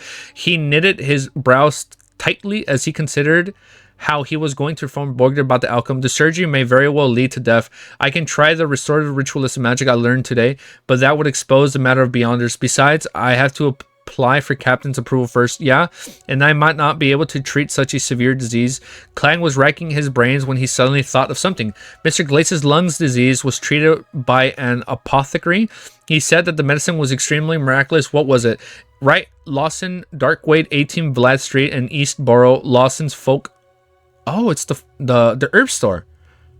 Bro gonna die. Oh, he's deaf. It just leads straight to death. Lawson's folk herb store. As he tried his best to memorize the address back then, Klein quickly remembered the details. He wrapped the corners of the table and quickly made a decision. After using his spirit dowsing to quickly determine if it was a good or bad idea, Klein walked out the door. When he saw Bogda standing up in a fluster, he returned his ring to him and said warmly with a smile, "I found hope for you." "Really?" Bogda asked, pleasantly surprised. Klein did not reply him as he continued talking. "Your hope lies in Eastborough of Vlad Street. It's related to a single-term license. If you can find it, come back here again on Monday at 4 in the afternoon after the meeting." Operation in Victorian era? It is scary, dude. Like, do you guys not remember Assassin's Creed 2 with all the plague doctors? It's some scary stuff, dude. Oh my god, wait. Oh, there's gonna be a doctor pathway? Wait, there's gonna be a doctor pathway and they're gonna be wearing the plague crow mask. Like, you know, the hunter from Bloodborne? Oh, I'm looking at chat. Oh, I can see it. It's gonna happen. Good. But oh wait, I got lightheaded. Oh, it's gonna be so bad. It's gonna be my favorite character. Good. Bogdan nodded as he repeated himself. He excitedly fished out his wallet and produced 5 pence and 3 pennies. He had done according to what Klein had said without using more cooking. I'm fucking super cooking. I have that fucking air fryer on max, dude. You heard it from me first, man. Yeah, I gotta find a way to remember to fucking bookmark this shit so I can upload as a short. Dude is Gordian. I'm fucking Gordon Ramsay. That's a master fucking chef, man. Yeah, I've been playing Breath of the Wild. I'm good at cooking again. I'm good at my ingredients. Ooh, theories keep cooking. Good. Bogdan nodded as he repeated himself. He's excitedly fishing out his wallet and produced 5 pence and 3 pennies. He had done according to what Klein had said without using the tips to corrupt a true seer. The corners of Klein's lips twitched as he received the money, but he smiled brilliantly. "I hope you will find hope as soon as possible." After Bogdan left, he handed over the commission like the previous time and also gave Angelica tips, pretending as though he had collected a solely. Eastborough, Vlad Street. Bogda walked from one end of the street to the other, repeating it 3 times until his liver started to ache. Finally, he determined that there was only one place that had anything to do with Lawson's on the street. It was the Lawson's Folk Herb Store, numbered 18 on the street. Mustering his courage, he walked in and caught the smell of the various herbs. He saw that the owner of the shop had black but very short hair. His face was round and he looked to be in his 30s or 40s. The boss' formal attire resembled that of a village witch doctor. It was a deep black robe embroidered with any kinds of strange symbols. "Hello, do you have medicines that can treat my disease?" Bogda asked politely. The boss raised his head and swept his deep blue eyes across. Bogdan smiled. "Your liver disease is very serious, but the premise of everything is whether you have the money. Do you have enough to pay for the medicine?" He can tell. Bogdan suddenly felt a lot more confident as he nodded frantically. "How much is your 10 pounds? Didn't someone mention that the surgeon already? I don't think so. Oh, the surgeon that they're gonna go to? Oh, that the surgeon he's like a butcher? Yeah. How much is your medicine? 10 pounds. It is very fair price." The boss fished out a bag of herbs from under the counter and said, "Add sufficient water and boil it into the medicine. After boiling it, add 10 drops of fresh rooster blood, then drink it down immediately. This bag of herbs can be cooked thrice. You will be fine after 3 times." As he spoke, he opened the yellowish brown paper and threw in all sorts of strange herbs. "It sounds extremely shiny." Bogda gulped down his saliva and said, "That's it?" The boss stared at him and immediately smiled. "Do you still want something else? What about this bag? Once you recover from your liver disease, I can give you a guarantee that your life will be very satisfied." He chuckled as he took out a black papered bag of herbs and suppressed his voice. "There's mummy powder inside. Trust me, a lot of aristocrats consume this stuff. They put it in their tea and boil it up as soup." Bogda's confidence is the boss wavered to the point of feeling disgusted. "I believe in Mr. Moretti." He took a deep breath, fished out his wallet, and pulled out the 2 biggest notes from what little was left of his. He's giving a gold pound. Oh, he gave him big bucks. He's doing the big bucks. Yeah, we had a huge tangent right there, but we're gonna pretend We haven't been streaming for like the last 10-15 minutes, and we're going to continue straight into the chapter. Chapter 83 is called Carving. Holding onto a yellowish-brown paper bag full of herbs, Bogda staggered out of the Lotm Folk herb store. While waiting for a track carriage, he suddenly came to realization he had spent 10 pounds to buy a bag of stuff. Ah, this was nearly a month's salary for him. If it wasn't for his trust in Anna and Joyce, he wouldn't have brought that much cash to the divination club. Could it be that the reason why Mr. Morty only accepted 8 pence for this divination had something to do with his collusion with the boss of Lawson's Folk Herb Store, so as to earn more? This was a classic. This was a classic scam written on the papers. When Bogda made this connection, he even began to suspect Klein a little. He even began to suspect Joyce and On. Oh, so they think they're being haggled. When a tracked carriage stopped in front of him, he looked at the herbs. He looked at the herbs in his hand, unable to bring himself to return. He entered the carriage with a heavy heart. Inside Lawson's Folk Herb Store, at the boss watched Bogda leave, he suddenly turned his head and shouted at the door, where there was a pile of herbs. Charmaine, stop purchasing herbs from today. Why, master? A handsome-looking youth with disheveled hair walked out. Who's talking about? Who are we talking about? I love bullying Asterion in Baldur's Gate 3. That's kind of funny. Just as much as a joke as you being Romero. Big says, Alma, if you think I improve, I don't know what to say. Like, I don't know what to say, you guys. Why, master? A handsome-looking youth with disheveled hair walked around. The boss smiled and said, this is a 16th customer that had to come because of my frame. If this carries on, I believe the Nighthawks and Machinery Hive Mind of the Mandated Punishers will notice me. When the time comes, I'll need to consider heading to the other cities. Then do we need to sublease this store? Charmaine nodded in understanding as he said with a concern. The boss chuckled. If you wish to say, you can be the boss of this store. You're already capable at identifying herbs and connections medicines. Of course, remembering to deposit half of your monthly profits into my anonymous Buckland bank account. But I haven't learned what you are really good at. Charmaine was already sick and never staying in the city for more than a year, but he was unwilling to give up learning magical formulations that his master was good at. The boss leisurely rocked himself in his seat. That's not something you can learn just because you want to. A blackish green bubbling liquid appeared in front of Bogda's eyes. It smelled of stink socks and colors that made one want to puke, made him deeply suspicious about everything he had done today. When the rooster blood was dropped in the medicine, Bogda's father... Shit, I scrolled down too much. When the rooster's blood was dropped into the medicine, Bogda's father looked at his son wordly and said, I think surgery is the best option. The few drops of rooster blood bubbled with the boiling liquid before vanishing. Bogda took a deep breath and said, if the medicine is useless, I'll consider surgery. The Lord will watch over you. Bogda's father gestured at a triangular sacred emblem across his chest. By the time the boiling liquid had coiled down, Bogda had no intention of wasting the 10 pounds. He raised his right hand and closed his eyes, flickering his head back. He gulped down the medicine in one go. The pungent aroma that had the noxious smell of blood swished around in his mouth as he nearly spat everything he had just drank. That night, Bogda had an upset stomach. He went to the bathroom 6 times, and by the time the crimson moon vanished, he fell asleep groggily. After an unknown period of time he jolted away, and having dreamed that he was being reprimanded by the boss at work. Thankfully, I took 3 days of annual leave. I don't have to rush to work. Bogda heaved a sigh of relief when they discovered that he felt a lot more spirited. This was in stark contrast to the sluggish state he was in for the past few weeks. Bogda subconsciously reached out and pressed the right side of his abdomen. He noticed that the region which previously hurt when he was under slight pressure felt normal. He only felt the pain from ordinary pressure. Don't tell me it was really effective. The apocryphy was clearly just fooling me. Bogda was both surprised and doubtful as he got out of bed. He stretched himself and felt his health return to him. Bro got diarrhea. That's literally what he got, dude. He fell silent for...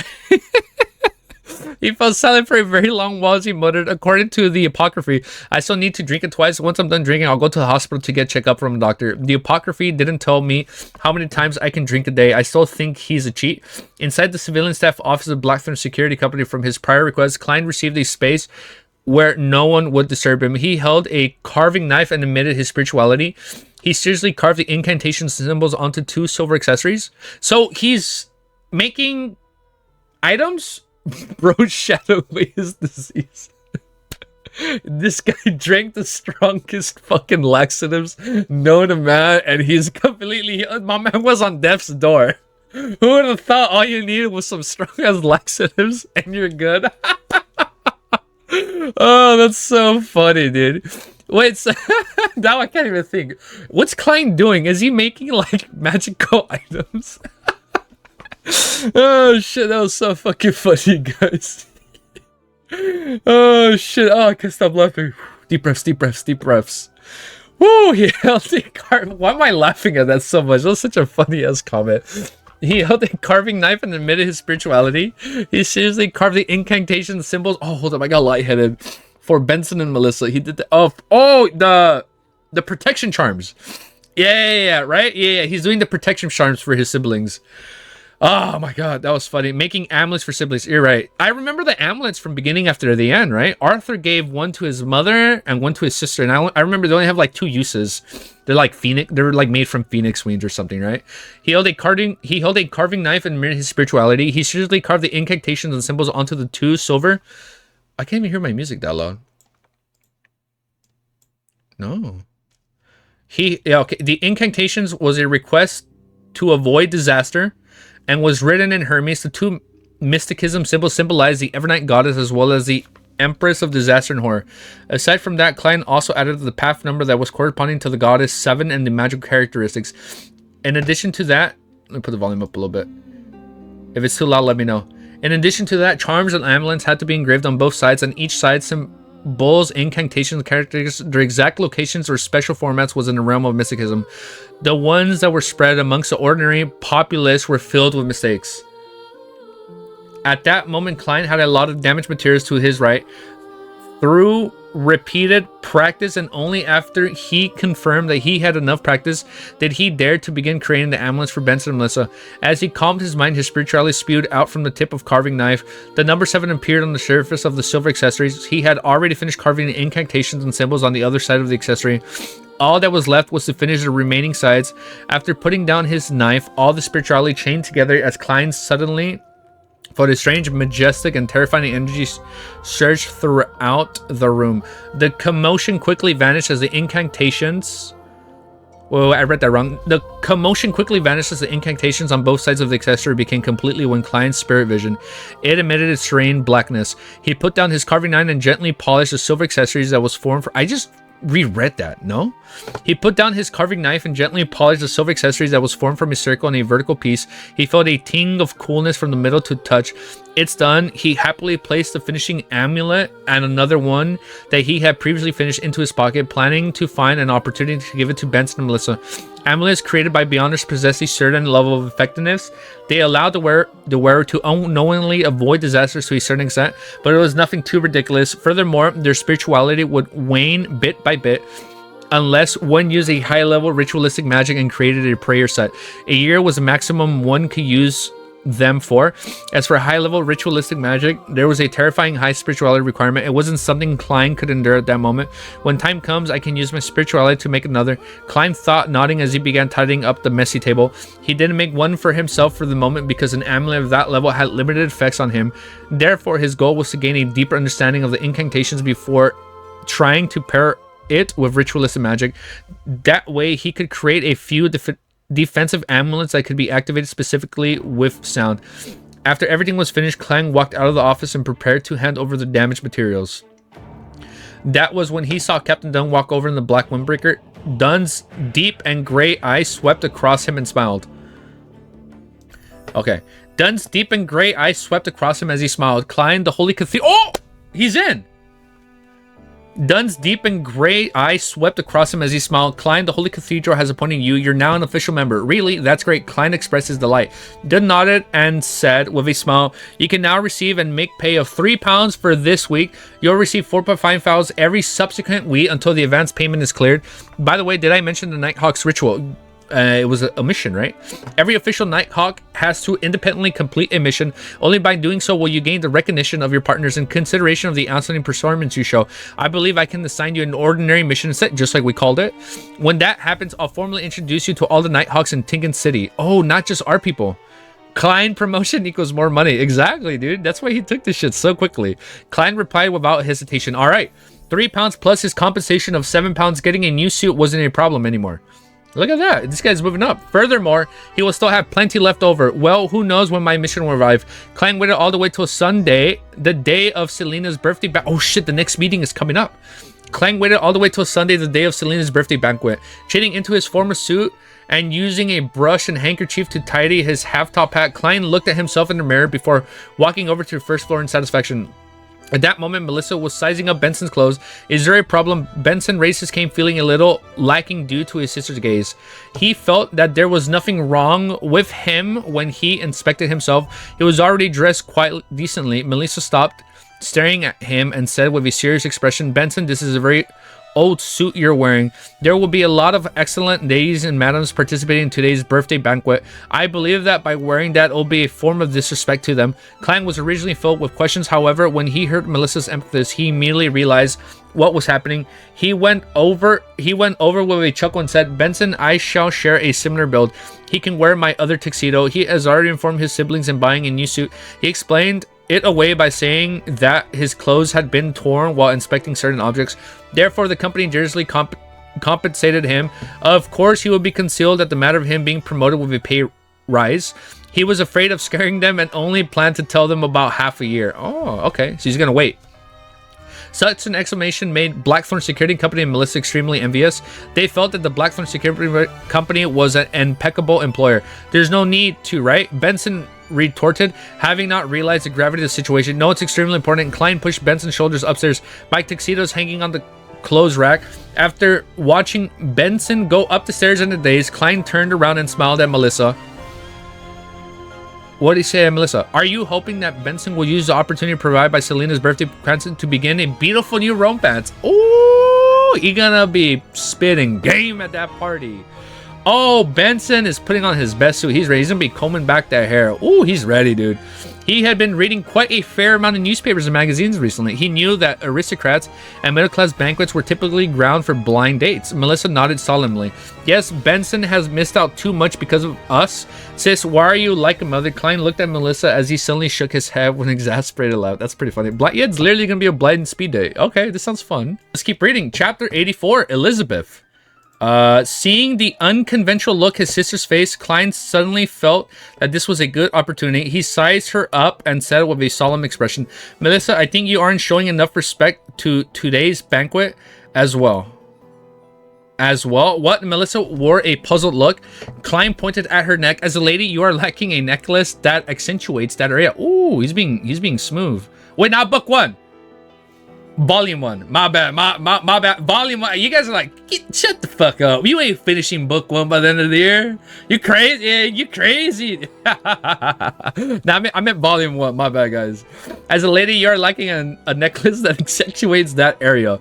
Without waiting for his sisters to say another word, he smiled as he finished out a silver amulet wrapped in angel wings with his pocket. Thankfully, I prepared one for you. Melissa was taken aback. Oh, as first before he asked how much was it.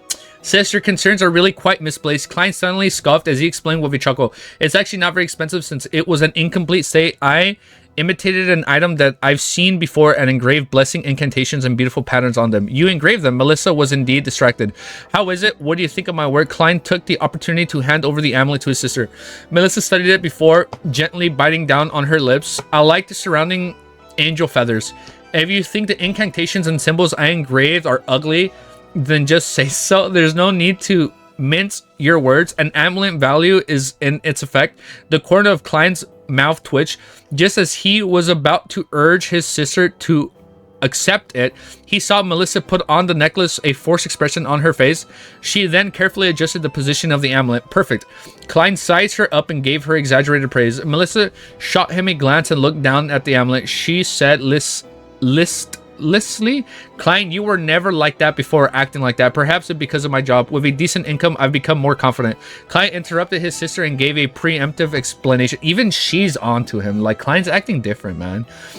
Even though I received the original Klein's memory fragments, making myself appear natural in most major aspects, certain fine details are still there. I'm so used to presenting my real personality, especially when I'm getting closer and more familiar with Benson and Melissa.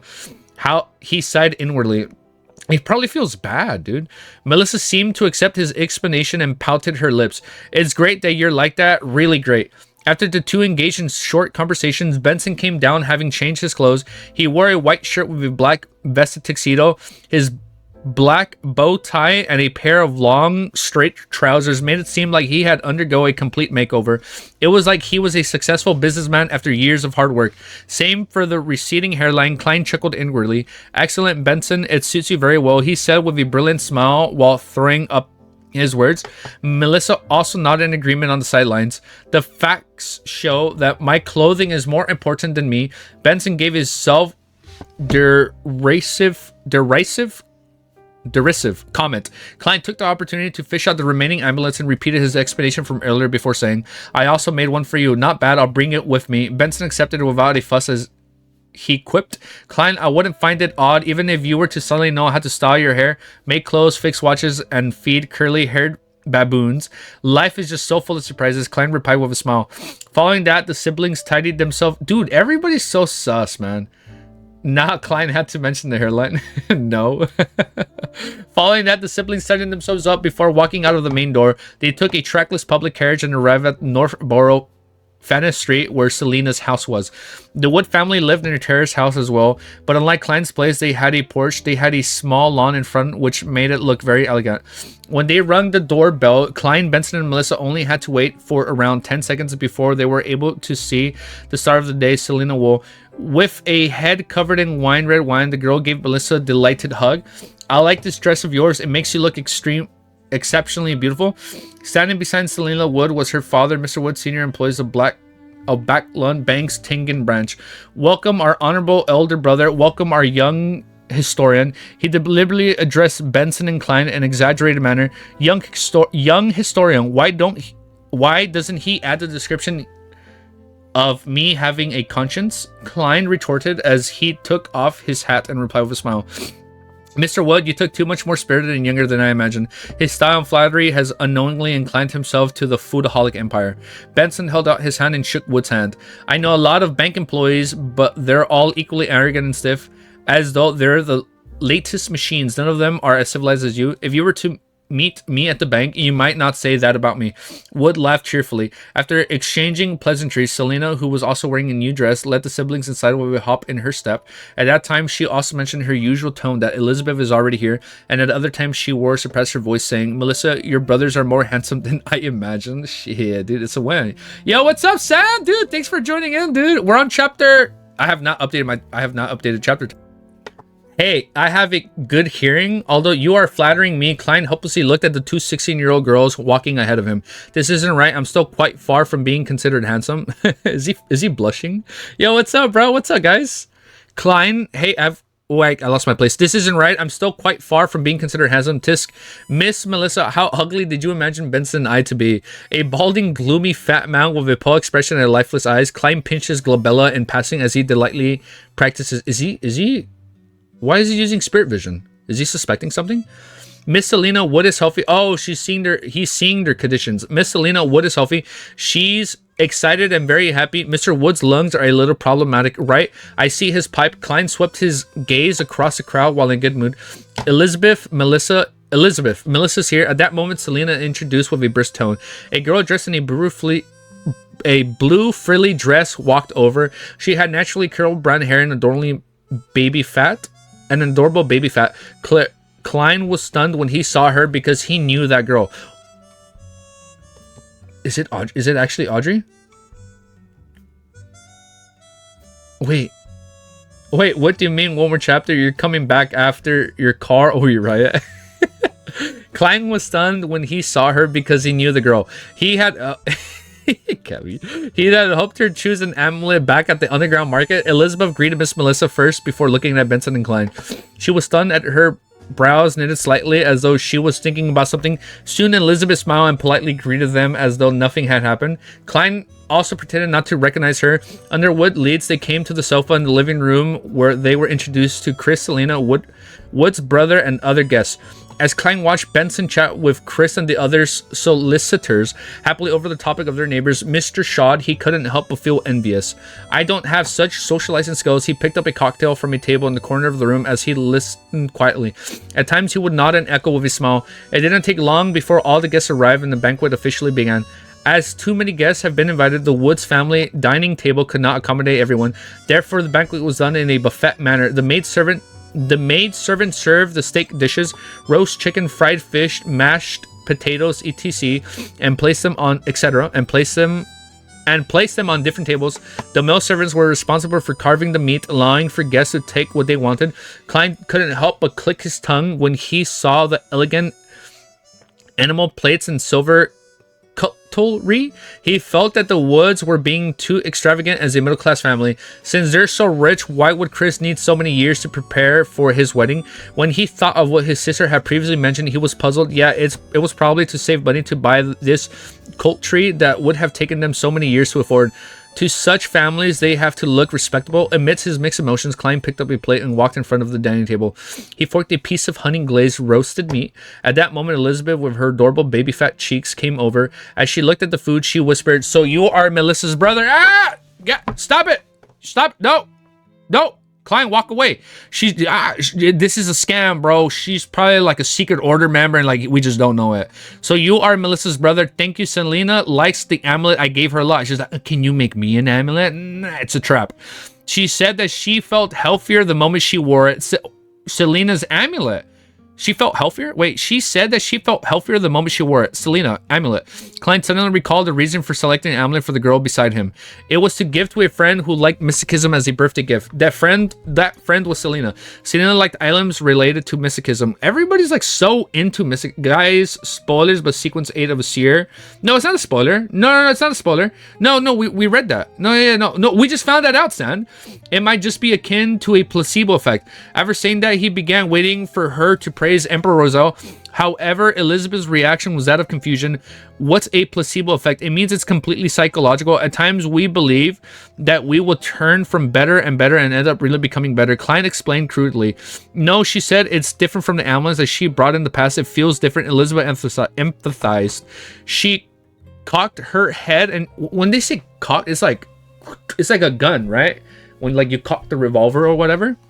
She cocked her head and shot a glance at Klein and said curiously, I never expected Melissa's brother to be an expert at mysticism. As you know, I studied history, so it's common to encounter similar matters. Klein diverted the topic skillfully as he asked, are you also studying at the Tingen Technical School? No, Selena and I were Melissa's former schoolmates. Later, she went to a technical school. I studied at the nearby Ivis Public School. Elizabeth explained seriously. A public school wasn't established and maintained by the government. Instead, it was a school that accepted students from public. It was an evolution of good grammar schools whose goal was to groom graduates as to enter university. The schools were rather expensive, and they would consider the students' family backgrounds. It can even be one of the range of typical middle-class families. She didn't talk much after choosing her food. She returned to Selena's side. After congratulating the star of the day on a happy birthday, the banquet gradually came to an end. Klein and Benson were invited to a game of Texas Hold'em. The small blind was half a penny and the big blind was a penny. As for Melissa, Elizabeth, Selena, and their friends, they went upstairs. It was unknown if they were chanting or playing games. Klein's luck was pretty bad. He played about 20 rounds but didn't receive a good hand at all. All he could do was fold and be a spectator. So we got more than one spectator. Okay. When he flipped the end, we're almost over the chapter. What? When he flipped the ends of his card again, he found 2 of hearts and a 5 of spades. Shall I try a bluff once? Klein considered for a moment, but did not manage to muster the courage. He also resisted the urge to use divination to cheat. He's like trying to cheat by using powers. He covered his cards and wrapped the table, indicating that he was not making a call. Then he got up and left the table to head for the bathroom.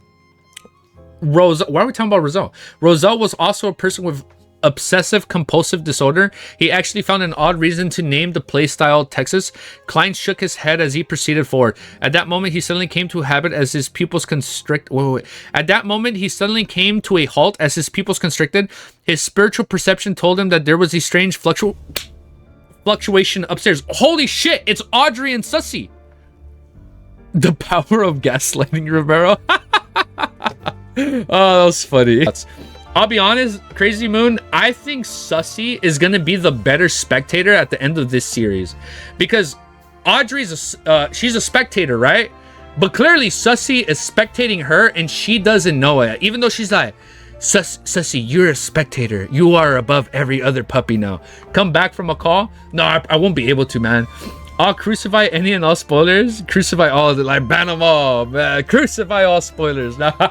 It's crazy. This is really good. Wait, guys, be honest.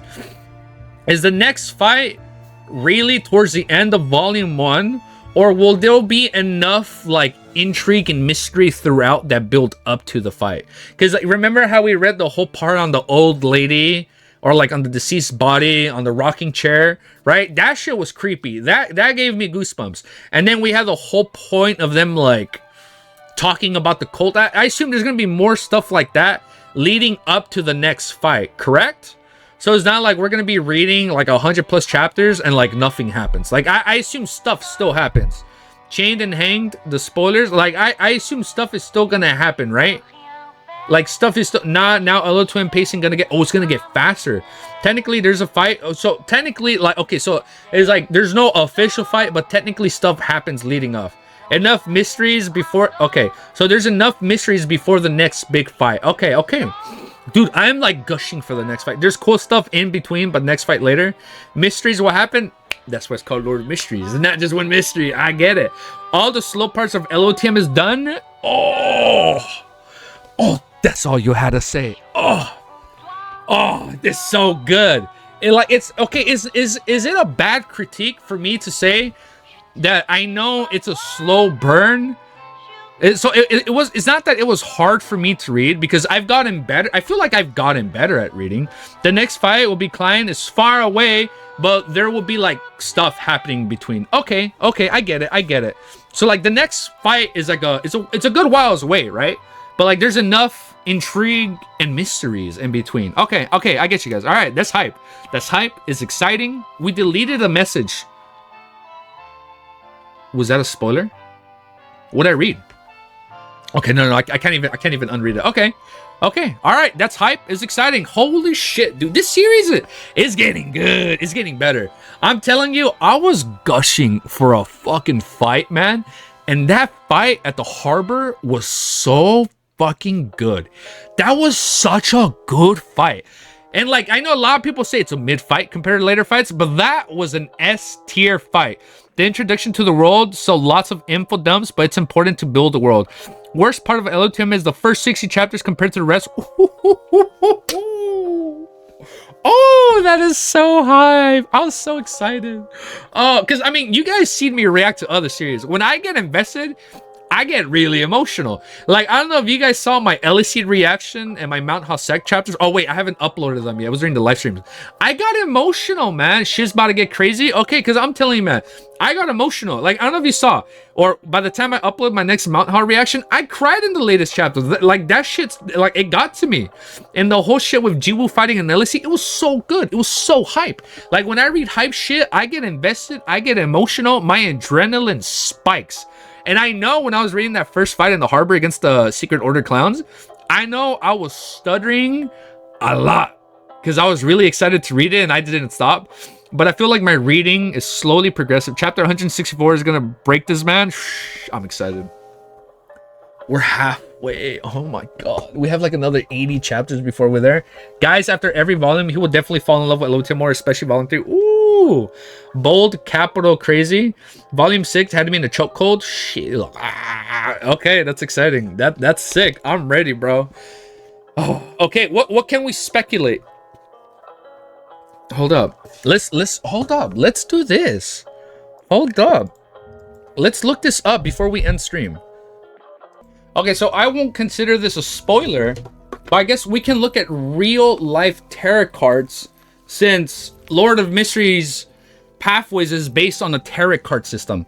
I believe the tarot cards originated in Italy for use in divination, with the 20 major arcana cards all having their own unique associated symbolisms and meanings. So let's take a look. Let's see what form of mysteries we can pick up on from here. No? Maybe? Yeah, maybe, yeah. Okay, wait. Yeah, let's take a look at this. Meaning of cards are for divination, not really a representation of character, if not Lotm tarot cards. Okay, but maybe we can get a hint of their character traits. Maybe, no? Because we know Audrey is justice, so she's all noble, you know? Oh, we have the Fool, right? The first one is called the Fool, which that's our main character, Klein. So look, we're gonna have a a magician. I don't know what we can even infer from that. If there's a magician, maybe don't forget to check out. Oh yeah, let's look at it right now. Reading Lotm has put me far away from any divination mysticism. Well, let's see. So we have the Fool, which is Klein. Are you okay, Ellie? Are you coughing? You okay? Hey, what's up? You good? Okay, I think she's good. She was just coughing. Read Lotm has put me far away. Oh yeah, so let's see. So the magician. There's gonna be a guy using magic abilities. The thing with divination is that one which fate is reviled needs to be mixed. So we have to mix the cards. We'll watch a few YouTube tutorials. We'll figure it out. We'll do a divination for each and every single one of us right here. So there's gonna be a pathway called the High Priestess. We can infer this is gonna be a healing class. So a scholar, right? Maybe there's gonna be a pathway called the Scholar. There's one called the Empress. Maybe the Empress gives orders. Or no, maybe the Emperor gives order, right? So maybe that's like the Arcana Tarot card that Triss is on.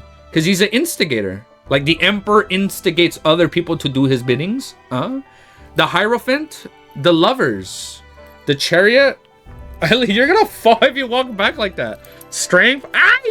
What are you doing? Why are you walking up like that? What are you doing? What? You're walking up on me like a parrot. What are you doing? You're like a bird con cacao on me like that. You look so beautiful. Hi, beautiful. You could have bought the Lotm tarot cards, but that's a huge spoiler for the next member. So maybe later we can hold off on that. Okay, yeah, we can hold off on that. There's a Chariot, Strength, Hermit, the Wheel of Fortune. This guy sounds like he's all about fate and the stars and Arcana, okay? This is Audrey, Arcana. Yo, I was looking at those. They sick? Yeah, you were looking at this too? Okay. Oh, this is what's the Hangman. So this is Olger, right? Is Ellie's? Oh yeah, she's a lot better. Yeah, she doesn't have any more. I forget what's the actual terminology for it. Like the stuff her eyes secrete. Like she still gets it right here. Like I can clean that up and it's good. I guess because I wasn't cleaning it daily, it got in her eyes a little bit. But now that we cleaned it, it's okay. I haven't cleaned it today. I'm gonna do it right now. I usually clean it before bed. So like she builds it up pretty easily in like a day. Like if I miss a day, she'll build it up a lot. Like it's pretty crazy how quickly she builds it up. All right, so what else do we got? We have Death. That is not good. Temperance. That sounds more like an instigator, no? The Devil. I don't know about that one. The Tower, the Star. Shit, you know what? I actually can't see anything here for oh wait, hold up, wait. Is this not safe for work? Are these tarot cards not safe for work? I think I need I need to blur this. Oh, this isn't making it into the video. No? Do we blur this? We'll blur it. The Devil, the Tower, the Star, the Moon, the Sun, Judgment, the World. Nah, you know what? We'll cut. This isn't even gonna make it into the video. No. Wait, let's take a look at this. Yo, this looks cool. Yeah. Hold up. Let's switch to cam. What's a PC? Oh, this looks good. This is Klein, right? Why isn't it loading? You know who this looks like? This looks like he looks like a character from freaking Fate. What's that one 3-star character with the scissors? He's like this in FGO. It's the FGO artwork. He comes out in like the London Lost Belt. Oh my god, I forgot his name. It's been so long since I've played. Dude, Klein looks so cool. He looks so bad. So, wait, is it a top hat or like? Oh, it's a half top hat. Oh, I've seen this one, bro. CF keeps saying Dunn got a receding hairline, but his artwork got the same hairline as me. I'm cooked. Cappy. Wait, let's take a look. Wait, this is Leonard. Oh my god. What a fucking giggy chat. Oh my god, man, he looking good, bro. He has some good ass artwork. No wonder he's so fucking flamboyant. This guy looks sassy as fuck. Damn, you look good. Oh, look, Audrey, she looks so beautiful. Cammy, you're so cooked. We'll get to it. Lord of Mysteries. Oh, look at her. Audrey looks so beautiful. She's so happy. Look at that. She's living the good life. Our goat Olger. Wait, who's Olger? Is he under us? Leonard is so pretty. Dude, he's looking flamboyant SF, man. He's looking good. Wait, hold up. He looks like a pirate.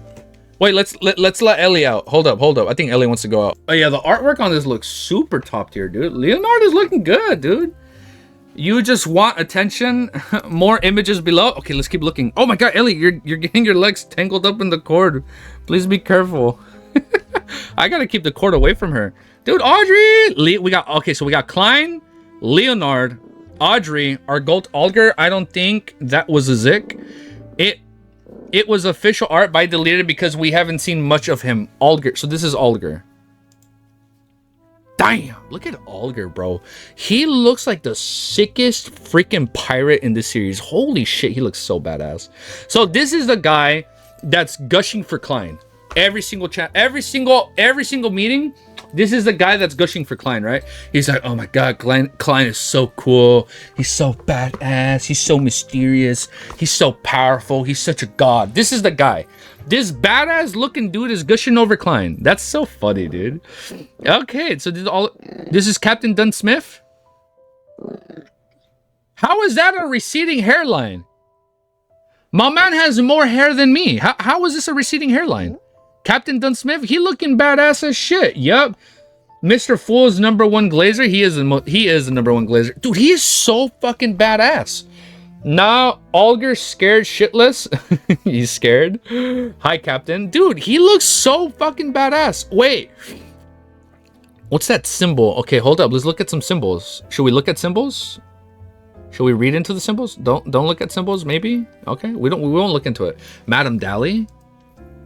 Wow. Wow, she is beautiful. Wow, this looks super blurry, dude, but I think I'm in love. This is Madame Dally. She is beautiful. Look, she got some crazy ass heels going on. She is beautiful. I thought Madame Dally was like an old, spooky, witch-like lady. She is beautiful. She's gorgeous. Madame Dally? This is so cool. Wait, who's this? This is fucking Klein. Looks like a Giga Chad, bro. Don't look up pathways. We won't look up pathways. No, it's okay. We won't look up pathways. Dude, Klein looks like such a fucking Giga Chad. It's crazy how people take different inspirations in artwork. Like right here, he looks more like younger and timid. And then this one, he looks more Giga Chad.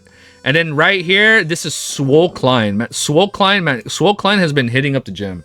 That's exact. We can send you the pathway symbols on their own also if you want, but you gotta crop out the ones you don't see yet. Okay, yeah, that can work. Man, Klein definitely hit the gym, dude. Oh my goodness. Oh, is that the moonstone? The item when he does his divination, right? Oh yeah, that's the stuff. That's what old Neil gave him. Why not? Dungwall will show it at the same time, so it's fine in my opinion. Oh, maybe. Wow. Wow, is that Leonard? Mama Dally? Fucking Mama Dally. She is beautiful. She's beautiful.